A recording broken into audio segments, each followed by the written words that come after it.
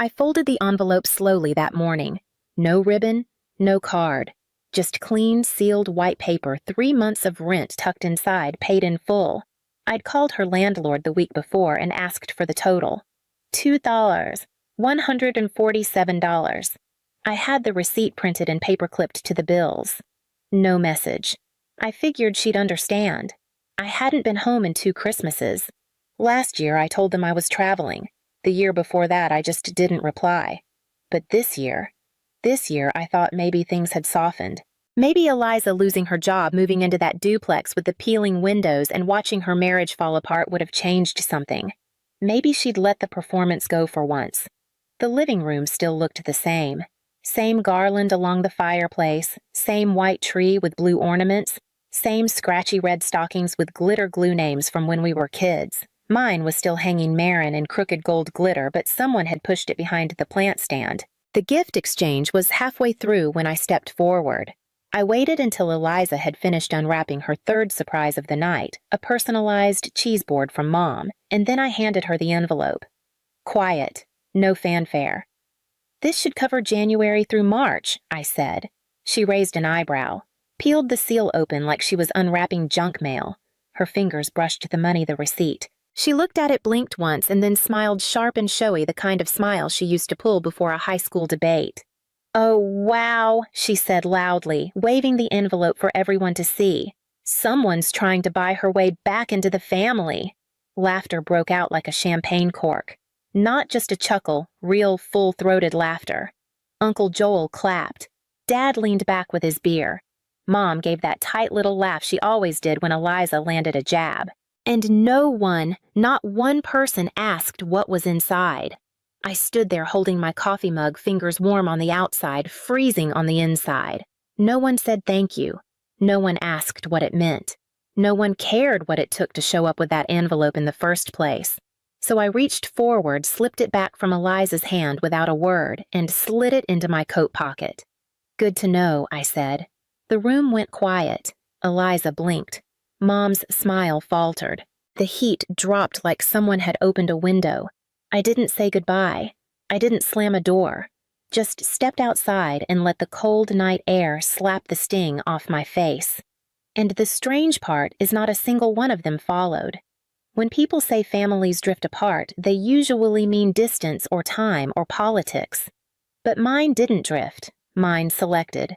One person at a time. It started slow, the way rot does under the paint behind the walls. I was 15 when I noticed Mom stopped mentioning my name when she talked about the girls. She'd say Eliza's taking honors classes, or Eliza got asked to winter formal, but never Marin got into the math competition, or Marin helped repaint the porch. I was there. I was always there.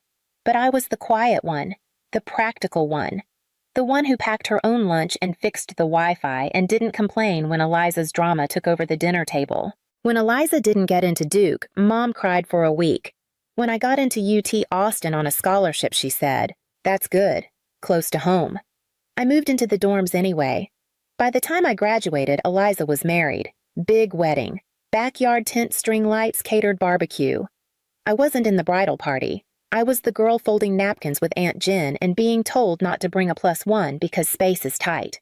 She divorced 2 years later. No one talked about it much except to say he didn't deserve her. They never said what she did to deserve better. I knew things I'd heard, the late-night calls, the slurred voicemails. But I stayed quiet. That's what I was good at. Not making things worse. Then came the call about Mom's surgery. Nothing serious, outpatient. But I drove up anyway. 3 hours left work early. When I walked into the waiting room, Eliza was already there holding court with 2 of Mom's friends sipping a latte. She looked me up and down, then turned back to her conversation. Didn't even say hi.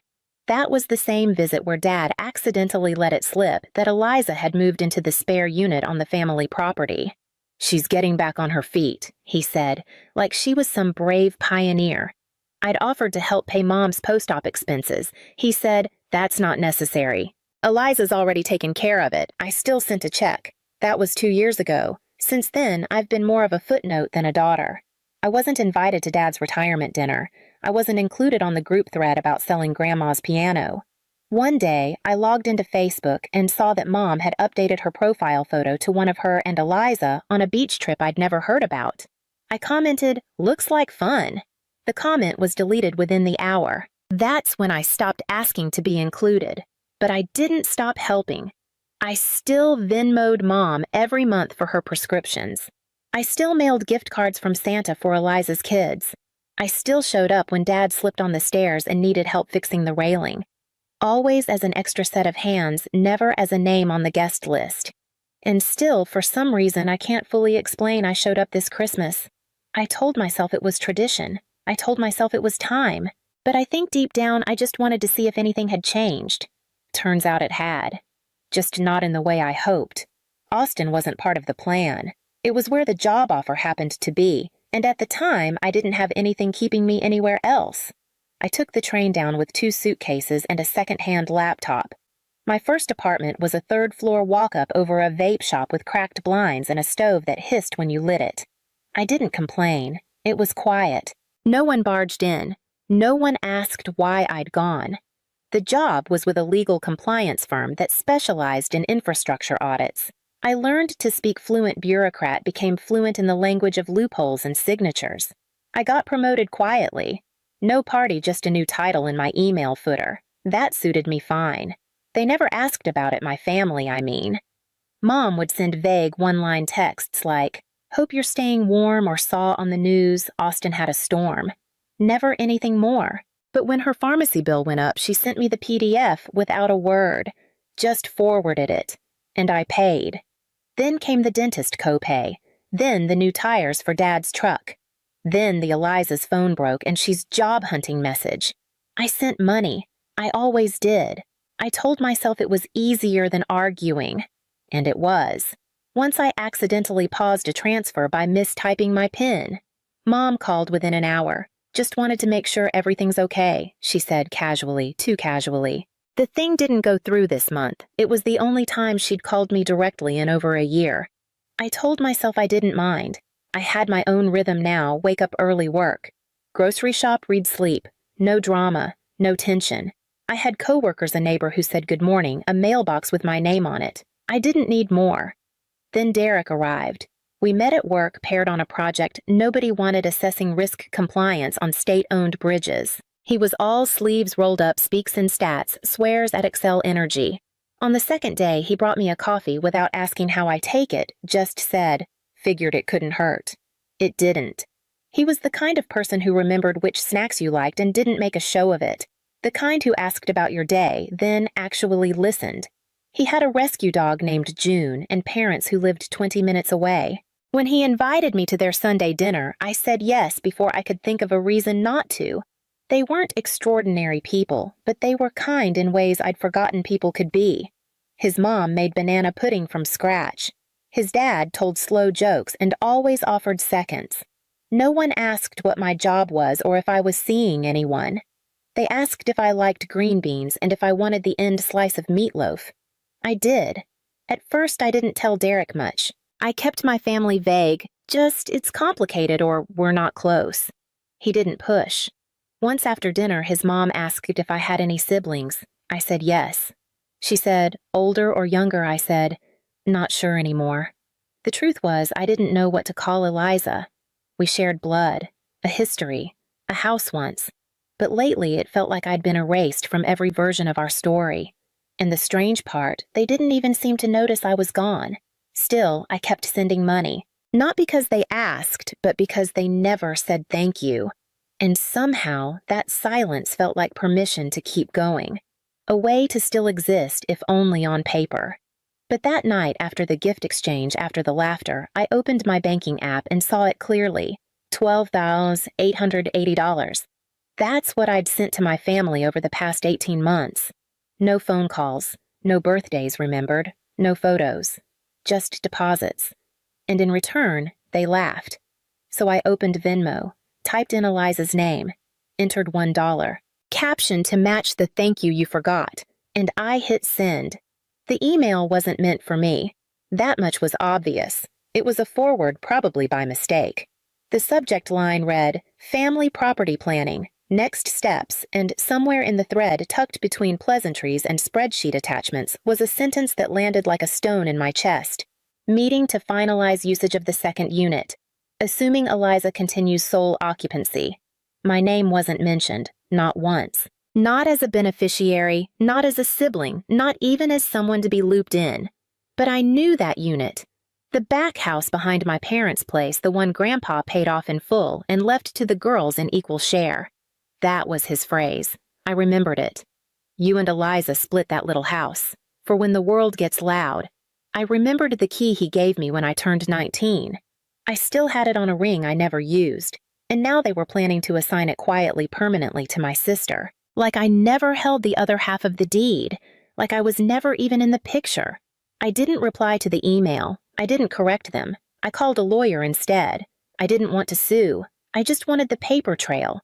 The will, the records, the change of ownership documents I never signed. I wasn't angry, at least not in the way people think of anger. I was precise. Calm. It took a week to gather what I needed. Grandpa's original file, the county records, and a scanned document dated 6 months after his death stating I had voluntarily relinquished claim to the property. The signature wasn't mine, not even close. I printed everything, stapled it neat. Then I drove north. The family meeting was scheduled for Sunday afternoon at a mid-tier steakhouse they all liked, casual but private. I parked across the lot, watched from my car as Dad helped Mom out. Eliza trailed behind in a blazer she probably borrowed. Everyone looked comfortable, like they'd already decided. I waited until they were seated, then I walked in. The host blinked at me. "Party of..." "I'm with the Taylor group," I said. "They're expecting me." They weren't. When I stepped up to the table, the air shifted. Mom looked surprised, but not in a warm way. Dad said Marin like he wasn't sure if I was real. Eliza stared like I was holding a lit match near her curtain. "Hey," I said, just here to listen. No one offered me a seat, so I pulled one out myself. Eliza cleared her throat. "This is kind of a sensitive discussion." "I know," I said. I laid the folder on the table. "That's why I brought facts." Dad opened it. His eyebrows drew in. Mom said my name again, softer this time. I didn't raise my voice. I didn't accuse anyone of anything. I just said I didn't sign that form. The one that says I gave up my half. Silence. Eliza reached for the folder. I placed my hand over it. "You can read it after lunch," I said. "I just wanted you to see I still exist. On paper. And in memory." No one argued. I stood up. "I won't stay," I added. "Don't worry. This isn't a scene. It's just a reminder." I nodded once and left the restaurant, my footsteps quiet on the tile. They didn't follow, but this time I knew they wouldn't. I thought that would be it. That after I placed the folder on the table and walked out of that steakhouse, they'd go quiet, circle the wagons, rewrite the moment like they always did. Instead, 2 days later, I got an email from Eliza. "Can we talk not to fight, just to understand?" There was a number at the bottom, her new cell. She'd changed it after the divorce. I stared at it for a long time. Then I called. She picked up on the first ring. No hello, just, "Why didn't you say something sooner?" I didn't answer right away. I wasn't sure how to. The silence stretched. I didn't even know there was a form she added. "Mom handled it." "Of course she did. Eliza." I said finally, "Do you remember what Grandpa told us about the house?" She hesitated. He said, "We'd always have somewhere to land, that it belonged to both of us." I waited. He didn't want us to fight over it, and yet I said somebody decided to pre-write the ending. She didn't argue. That surprised me.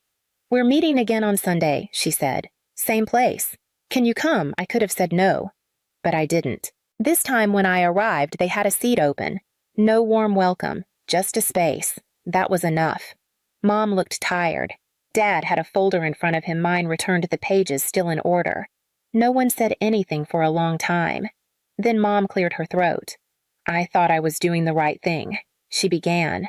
"Eliza had just lost the baby. She was in pieces.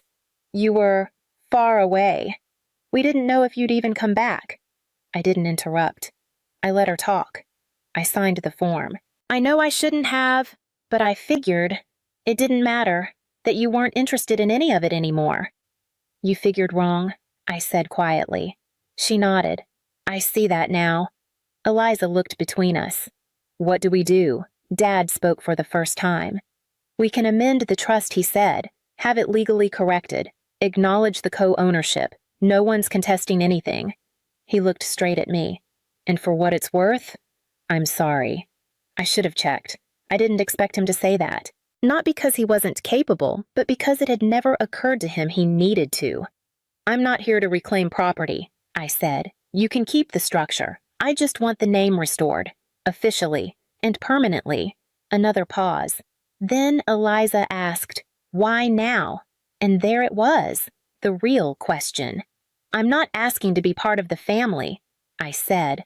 I just want to make sure that when people look back, they don't see a version of this story where I never existed. Silence. Mom reached for her purse, pulled out something small, an envelope. I found this when we were cleaning the guest room, she said. I think it was yours. She handed it to me. It was a letter. My handwriting, postmarked 4 years ago, a birthday card for Eliza's daughter. It had never been opened. I didn't even know this came, Eliza whispered. Mom. I put it aside, she admitted. It was a rough year. And then, I forgot. The word hung there like smoke. I folded the card, slid it into my coat. I won't drag this out, I said, standing. I didn't come here to settle scores. Eliza stood too. Are you leaving again? I looked at her, really looked. She wasn't smug this time, just tired. I never stopped leaving, I said. I just finally noticed. And then I walked out. Not fast, not dramatic, just done. The ride back to Austin was quiet. Derek didn't ask questions. He never did unless I looked like I wanted to talk. That's something I learned to love about him, his ability to be present without invading. We stopped once at a roadside diner with cracked linoleum and bad coffee. I didn't say much, just ate my sandwich and stared out the window watching 2 crows pick at a napkin near the parking lot. When we got home, I dropped my bag by the door and stood there for a long minute. I'll start a load of laundry, Derek offered gently. I nodded but didn't move. I don't know what I expected. Not peace. Not clarity, but maybe something louder. A final word, a release. What I got instead was the quiet settling of something long overdue. That night, I went through an old box I kept under my bed. Inside were things I hadn't touched in years, cards I'd written, and never sent copies of bank transfers I'd made for Mom's meds printouts of emails no one ever replied to. I took out the unopened birthday card, the one Eliza never saw, and placed it with the rest. Not as a wound, just a record. A thread I wouldn't follow anymore. I didn't call them after that. No follow-ups, no holiday messages. And they didn't call me either. I think on some level we all understood that chapter had closed. Not with drama, not with forgiveness, just finality. 2 months later, Derek's mom invited us to her birthday. I offered to bring a side dish. She asked if I knew how to make cornbread. I said, not really. She smiled. Well, you're about to. That day in her kitchen, elbows dusted with flour, I felt something I hadn't in years, belonging without bargaining, just existing exactly as I was. No titles, no proof required. Later that week, Derek hung a small frame near our front door. Inside, it was a photo me on the porch holding a mug, eyes squinting into the sun. I didn't know he'd taken it. I asked why he chose that one. Because you look like you're home, he said. It made me pause. I hadn't used that word home in a long time. Not out loud, not even in my own head. But maybe that was the truth of it. Not that I'd been cut out, but that I'd finally stepped out. And stayed out. And I didn't miss the wait. Sometimes at night I still think about that envelope. Not the money. The moment. The way the room laughed. The way no one asked what it cost me to show up. But now I don't feel it in my chest anymore. I feel it further back. Like a bruise that's faded into something you have to press to find. Last week a letter arrived from my mother. Real paper. Envelope. My name written in her careful old-fashioned script. I didn't open it. I didn't tear it up either. I just placed it in the box with the rest. The life I tried to keep warm even when no one reached back. And then I shut the lid. Some people leave by slamming doors. Others leave by no longer knocking. I was the latter. And I think that's why they remember me now. Not because I shouted, but because they can't fill the silence I left. Hey, I'm Andy. I'm 22, in college, and yeah, I've got a prosthetic leg. It happened after an accident when I was a kid, but I never let it hold me back. I work hard and try to stay positive, you know. Anyway, my brother Leo is graduating soon from this prestigious university. He's always been the golden child, straight A's, athletic, the whole deal. Me, I'm just the guy with the fake leg he's embarrassed to be seen with. Last week, I was helping Mom hang streamers for Leo's graduation party. Dad was outside grilling, and the smell of burgers was already in the air. Andy, can you grab the plates from the pantry? Mom called out. Sure thing. I shouted back as I headed into the kitchen. But just as I got close, I overheard Leo talking in a low, angry voice.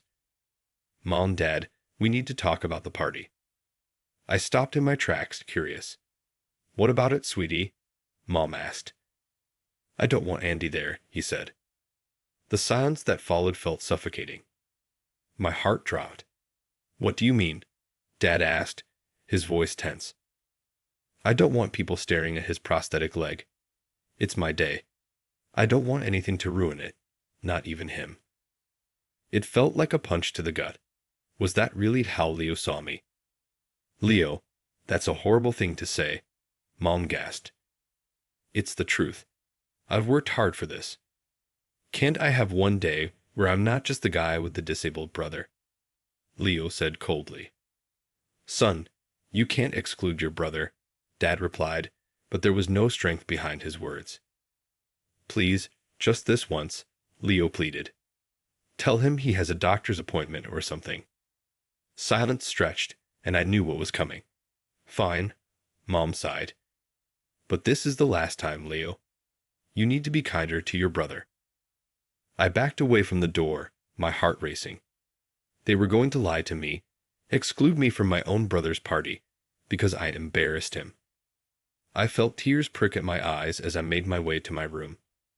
How could they do this? How could Leo be so cruel? But I wouldn't let them see how much it hurt. I'd smile, act normal, and pretend I never heard a thing. That's what I've always done. Stay positive. Never let them see me sweat. But this time felt different. This betrayal cut deep, and I didn't know how I'd bounce back from it. As I lay on my bed, staring at the ceiling, I wondered how much longer I could keep pretending everything was okay, and whether I even wanted to anymore. When the day of Leo's graduation came, I couldn't bear the thought of facing my family's lies. As they rushed around getting ready, I dragged myself to the bathroom and splashed water on my face. Andy, honey, are you feeling all right? Mom called through the door. Not really, I croaked, hating myself for playing along with their lie. I think I caught a bug or something. Oh no, she sighed. Do you need us to stay home? No, you guys go. It's Leo's big day, I replied. I heard them leave, the front door clicking shut behind them. As soon as their car pulled away, I texted Mia. Within minutes, she was at my door. All right, spill, she said, flopping onto my bed. What's really going on? I told her everything. The conversation I overheard, the exclusion, the lies. Her eyes widened in disbelief. Andy, that's messed up. You can't let them get away with this. What am I supposed to do? I asked, frustration seeping into my voice. Confront them. All of them. Make them face what they've done. Hours later, I heard the car pull up. Mia squeezed my hand as my family came through the door. Andy, we're home, Mom called. In here, I replied, my voice steady. They walked into the living room, their smiles fading when they saw Mia and me waiting for them. What's going on? Leo asked, suspicion in his voice. Funny, I was about to ask you the same thing, I said, standing up. How was the graduation, Leo? Sorry I couldn't make it. Must have been nice not having your brother there. The color drained from their faces. Andy, we can explain. Dad started. Explain what? I cut him off. How you lied to me. How you excluded me from Leo's graduation because he's ashamed of me. You weren't supposed to hear that, Leo muttered. Oh, I'm sorry. I'll try to schedule my eavesdropping better next time, I snapped. How long have you felt this way, Leo? How long have I been a burden to you? You don't understand, Leo said, his voice rising. Do you know how hard it's been, always being known as the guy with the disabled brother? Watching people's faces change when they find out. Leo. Mom gasped, but I raised my hand to stop her.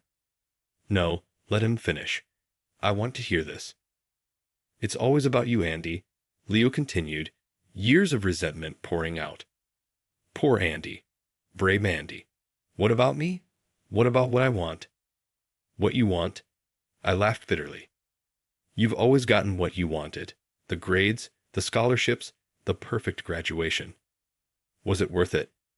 Was throwing your own brother under the bus worth it? Andy, please, Mom said, tears in her eyes. We didn't mean. Save it. I cut her off. I'm done. I'm done pretending everything's okay when it's not. I'm done being the family secret you're all ashamed of. I grabbed the bag I'd packed earlier and headed for the door. Where are you going? Dad called after me. Anywhere but here. I didn't look back as Mia, and I drove away, my phone buzzing with messages. News travels fast in a small town, and our family drama was already making the rounds. One of those messages was from Leo's girlfriend, Sarah. She was disgusted by what she'd heard and was done with him. But I couldn't bring myself to care. All I could think about was how my own family had betrayed me, and how, for the first time, I had stood up for myself. It hurt like hell, but for the first time in years, I felt like I could breathe. Living with Mia was like a breath of fresh air. No more walking on eggshells, no more feeling like a burden. I threw myself into my studies, determined to prove, not just to my family, but to myself, that I was more than just the guy with a prosthetic leg. One day, Mia suggested I check out a support group for people with prosthetics. Might be good for you, she said. Meet some people who get it, you know. Reluctantly, I went. And man, am I glad I did. That's where I met Emily. She was a law student volunteering there, passionate about disability rights. The moment I saw her, I was smitten. First time here? She asked, smiling warmly. That obvious, huh? I replied with a chuckle. We got to talking, and before I knew it, we were grabbing coffee after the meeting. Emily was different from anyone I'd ever met. She saw me, all of me, not just the prosthetic. You've got a unique perspective, she said one night over dinner. Ever thought about turning that into a career? I hadn't, but Emily's words planted a seed. Maybe I could make a difference for others like me. While my life was looking up, Leo's was falling apart. Karma's a thing. Turns out someone at Leo's graduation party overheard his cruel comments about me. And that someone happened to be the daughter of a scholarship committee member. An anonymous tip made its way to the committee, and suddenly Leo's future wasn't looking so bright. I found out from Mom, who called me in tears. Andy, it's Leo. They're reviewing his scholarship. He's not handling it well. I felt a twinge of guilt, but it quickly vanished when I remembered Leo's words. That's not my problem, Mom. He's drinking, lashing out at us. Please, Andy, can't you talk to him? No, I said firmly. I can't fix this for him. The investigation into Leo's behavior was thorough. It wasn't just about what he said about me. Former classmates came forward with stories of his discriminatory behavior. It was like once the floodgates opened, there was no stopping it. Then things got even worse. The university started questioning Leo's academic integrity. Apparently, there were suspicious patterns in his work. I couldn't help but wonder if Leo had been cutting corners all along, banking on his charm to see him through. Emily kept me updated on the legal side. "It's not looking good for him, Andy," she said one night as we cuddled on the couch. "The university takes this kind of thing seriously." I nodded, feeling a strange mix of emotions I couldn't quite name. "He made his bed," I said finally. "Now he has to lie in it." The verdict came down like a hammer. Leo's scholarship was revoked, his degree was under review, and his reputation was in shambles. News spread quickly through academic circles. Leo, once the golden boy, had become a cautionary tale. Mom called again, her voice pleading. "Heed your brother, Andy. Please." He stopped being my brother the moment he decided I was too embarrassing to be seen with. I replied, surprised at the steel in my voice. I hung up, and Emily wrapped her arms around me. "You okay?" she asked softly. I took a deep breath, realizing that for the first time in a long while, I truly was. "Yeah," I said. "I think I am." The old me might have felt guilty, might have rushed to Leo's rescue. But not anymore. I was done being the family scapegoat. It was time for Leo to face the consequences of his actions, just like I've faced mine every day since losing my leg. As Emily and I settled in to watch a movie, I couldn't help but feel like this was the beginning of something new, something better. And for once, I was excited to see where life would take me. Graduation day arrived, but this time, I was the one crossing the stage. As I accepted my diploma, I caught sight of Emily in the crowd, beaming with pride. I had done it. Graduated with honors. A few weeks after everything, I landed a job at Tech Access, an inclusive tech company. "We need perspectives like yours," my new boss had said. That's when the idea hit me, an app to help people with prosthetics navigate daily challenges. I poured my heart into it, spending late nights in endless coding sessions. When it finally launched, the response was overwhelming. "Andy, you're trending," Emily exclaimed one morning, shoving her phone toward me. The app was making waves, and suddenly, I was being called an advocate for disability rights. As my star rose, Leo's life continued to fall apart. His degree had been officially revoked. It turned out those suspicious patterns were full-blown cheating. He couldn't find work, and his reputation was in tatters. Leo moved back home, a bitter shell of his former self. One night, as Emily and I were celebrating the app's success, my phone buzzed. Leo's name flashed on the screen. I hesitated, then declined the call. "He's been trying to reach out," Emily said softly. I shook my head. Too little, too late. To their credit, my parents had come around. Mom called regularly, genuinely interested in my work. "We're so proud of you, Andy," she'd say, her voice tinged with regret over the past. Even the extended family rallied around me. Suddenly, I was the success story, the one they'd bragged about at gatherings. It was a strange feeling, but not unwelcome. Then came the family reunion. I almost didn't go, but Emily convinced me. "You've got nothing to be ashamed of," she reminded me. We were barely through the door when I heard Leo's slurred voice. "Well, if it isn't the golden boy," he sneered. The room fell silent as Leo stumbled toward me, reeking of alcohol. "Come to show off your fancy app, your perfect life." "Leo, that's enough," Dad warned. "No, let him talk," I said calmly, meeting his gaze. "What do you want, Leo?" "I want my brother back," he shouted. "I want forgiveness. I've lost everything because of you." I took a deep breath. "No, Leo. You lost everything because of you, your choices, your actions. I've moved on. I suggest you do the same." "You sanctimonious prick," Leo snarled, lunging forward. Uncle Mike quickly grabbed him, holding him back. "I think it's time you left, Leo," Mom said firmly.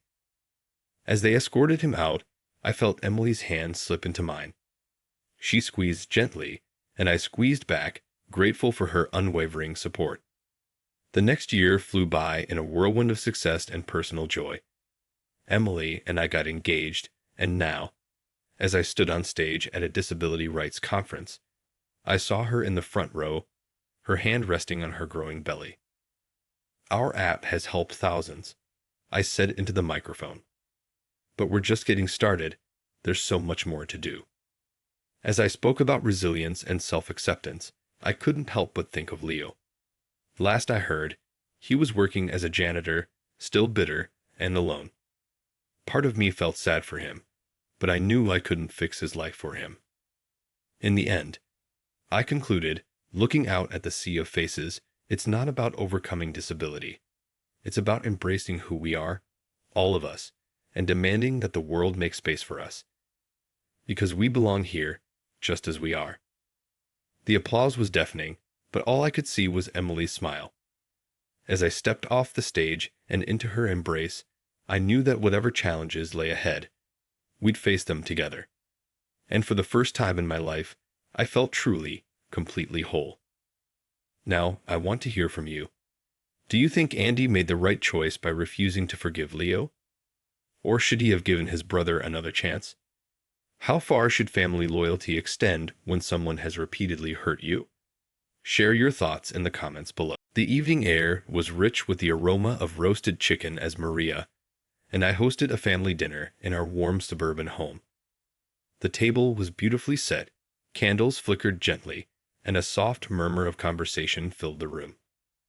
Our closest friends, Mike and Jenna, had joined us along with my mother, Eleanor. Maria, glowing with excitement, shared the news as we sat down to eat. "We're expecting a baby," she announced, her smile brighter than I had ever seen. Mike and Jenna cheered, raising their glasses in celebration. "That's wonderful news." Eleanor's voice carried a strained enthusiasm, her smile not quite reaching her eyes. She reached out to pat Maria's hand, the gesture feeling hesitant. As the evening wore on, I noticed Eleanor's smile falter when she thought no one was watching. At one point, she whispered something to Maria, too quiet for me to hear, but I saw Maria's smile waver just for a second. The night was filled with laughter and stories, but as the sun set, Eleanor's mood seemed to darken. After dinner, as we cleared the table, Maria, tired from her pregnancy, excused herself and headed upstairs to rest. Eleanor followed, saying she needed to use the bathroom. Then came a loud thud, followed by a scream. My heart froze. I raced upstairs to find Maria crumpled at the bottom of the stairs, her face twisted in pain. Eleanor stood nearby, pale and trembling. "It was an accident, David," she slipped. She stammered, her hands shaking. Maria clutched her abdomen, her voice barely above a whisper. "No, David," she pushed me.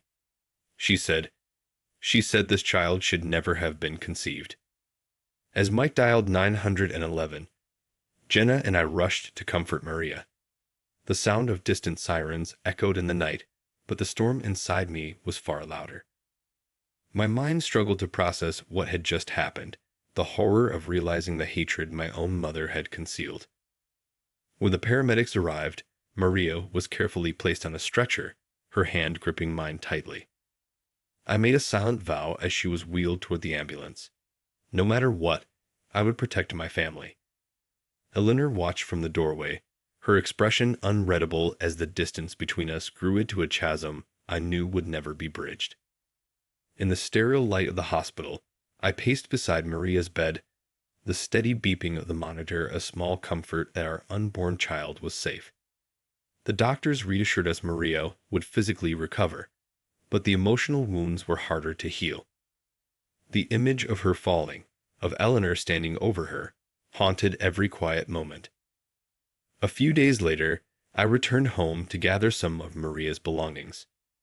In the attic, I stumbled upon a stack of old letters.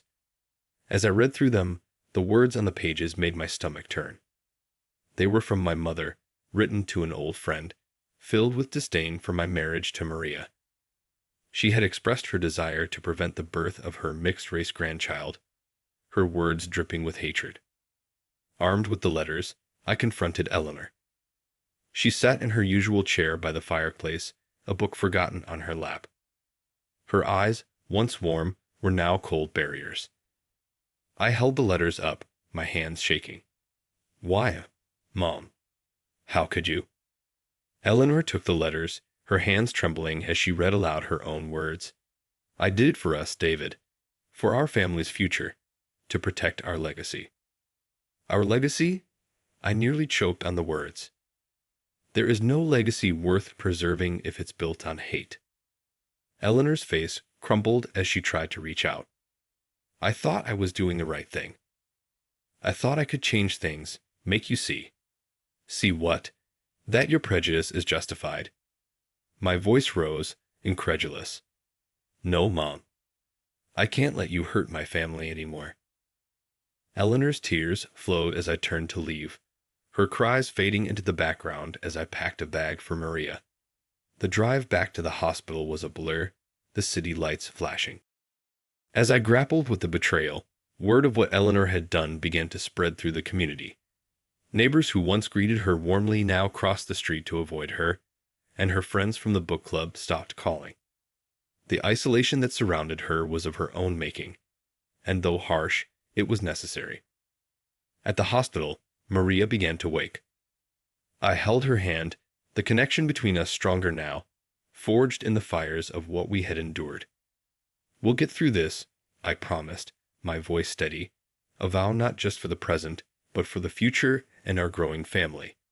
The decisions we faced were difficult, distancing ourselves from Eleanor. But they were necessary. Our focus was on healing, on rebuilding. Eleanor's choices had led her down a path of loneliness and regret, and as hard as it was to accept, we had to move forward. For us, for our child, for our future. In the quiet sanctuary of our home, Maria's strength amazed me. Though she was still recovering, her resolve was clear. We can't let her hurt anyone else, she said, her voice firm with determination. Together, we crafted a plan to bring Eleanor's actions to light. We reached out to a well-known local journalist, one known for her integrity and commitment to social justice. Over the phone, Maria recounted our story, her voice steady but heavy with the pain of betrayal. The journalist was intrigued and sympathetic, agreeing to meet. Preparation for the interview became our shared mission. We gathered the hateful letters, documented Maria's injuries, and collected messages of support from neighbors and acquaintances who had witnessed or experienced Eleanor's prejudice. Our friends Mike and Jenna stood by us, helping us organize the evidence. You're doing the right thing, Jenna said as she helped sort through emails. Mike nodded in agreement. It's time her true colors were shown to everyone. The day of the interview arrived. Miss Hammond, the journalist, set up her recorder in our living room, her demeanor professional yet compassionate.